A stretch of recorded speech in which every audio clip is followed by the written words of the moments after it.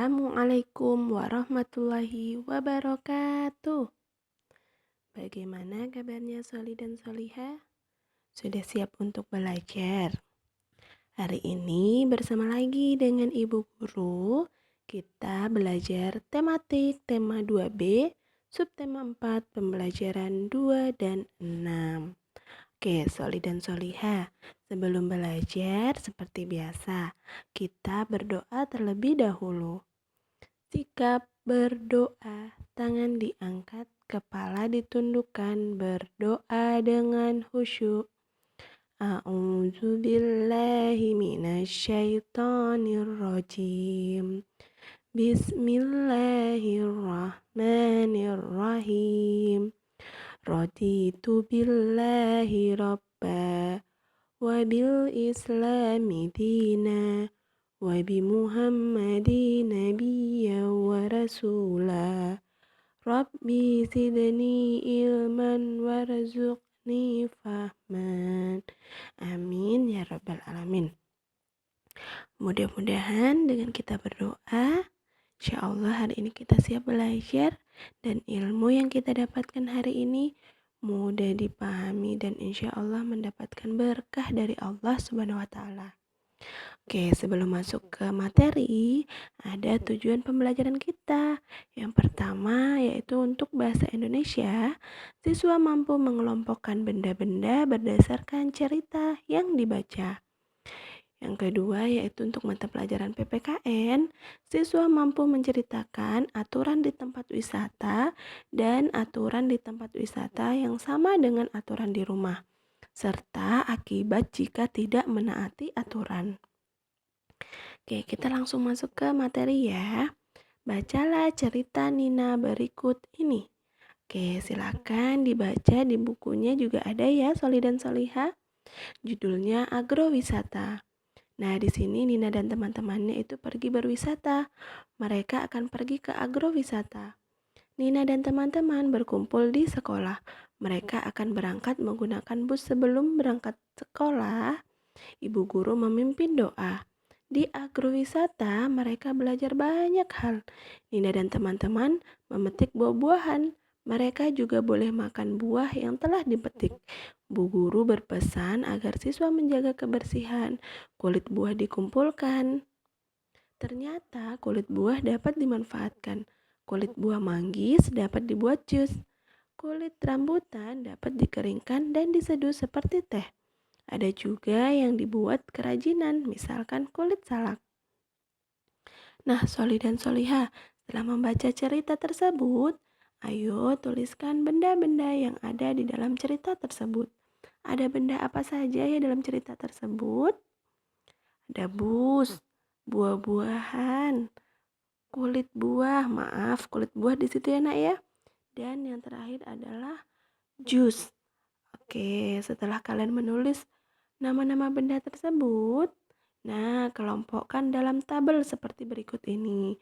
Nah, di sini Ibu Guru sudah tulis nama-nama bendanya, tinggal kita kelompokkan masuk ke dalam wujud apakah benda-benda tersebut. Yang pertama adalah bus. Ayo, bus kira-kira wujudnya padat, cair, atau gas?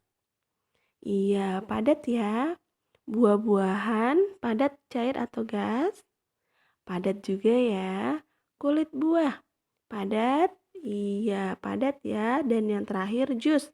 Jus padat, cair, atau gas?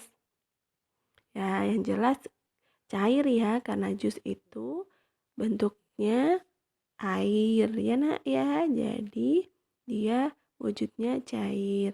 Nah, alhamdulillah kita sudah mengelompokkan benda-benda tersebut ke dalam wujudnya masing-masing.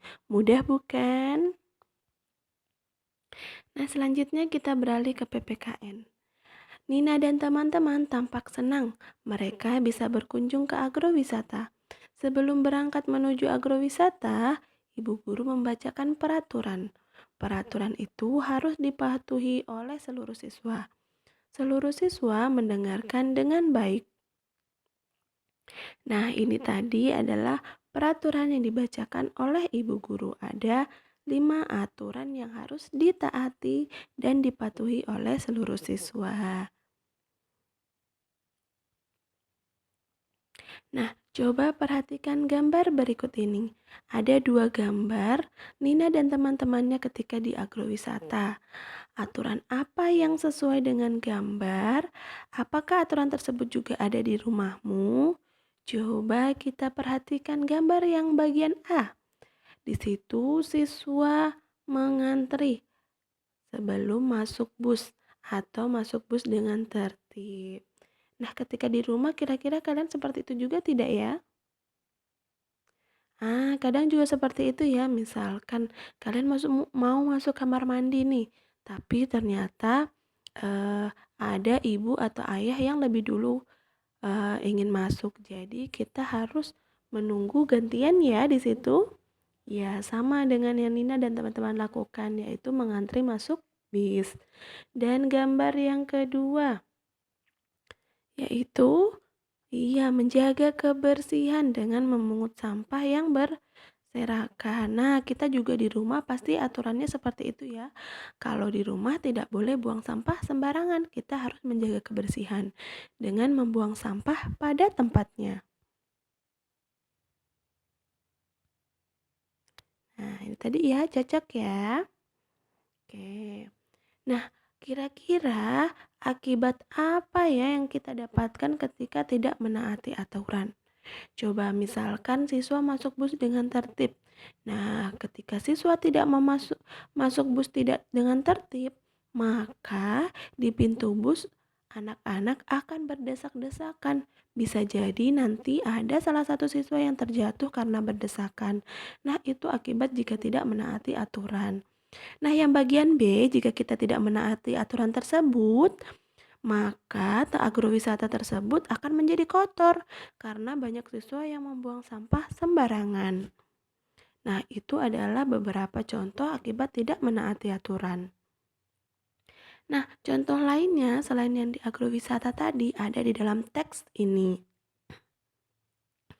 Nah, di dalam teks ini ada juga aturan dan akibat jika tidak menaati aturan tersebut. Kira-kira apa ya yang akibat jika tidak menaati aturan tersebut? Di sini itu adalah Nina bersama ayah dan ibunya serta adiknya itu pergi ke taman bunga. Nah, di taman bunga itu ada aturan.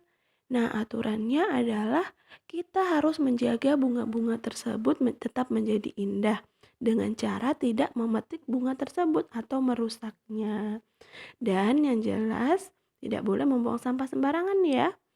Nah, akibatnya jika kita tidak menaati aturan, yang pertama, taman akan menjadi kotor jika ada pengunjung yang merusak taman tersebut. Nah, misalkan seperti bunga-bunga itu tadi ya dirusak, maka taman tersebut akan kelihatan menjadi kotor dan tidak indah lagi.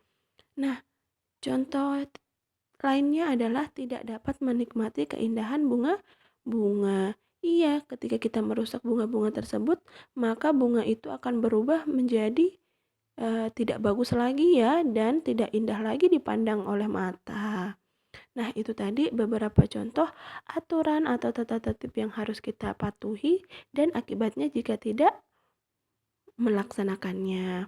Nah, selanjutnya karena materi sudah selesai, Solih-solihah silahkan kerjakan tugasnya ini ya.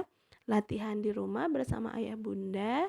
Kerjakan soal 2 nomor saja. Silahkan dikerjakan di bukunya. Tulis soalnya dan dikerjakan ya. Oke, terima kasih untuk semangatnya yang luar biasa hari ini. Jangan lupa selalu perbanyak ibadah dan banyak-banyak berdoa. Semoga kita bisa segera bertatap muka dan belajar di sekolah ya. Amin. Nah, sebelum menutup pembelajaran, mari kita membaca hamdalah dan doa kafaratul majelis. Alhamdulillahi rabbil alamin. Subhanakallahumma wa bihamdik. Asyhadu an la ilaha illa anta. Astaghfiruka wa atubu ilaik. Wassalamualaikum warahmatullahi wabarakatuh.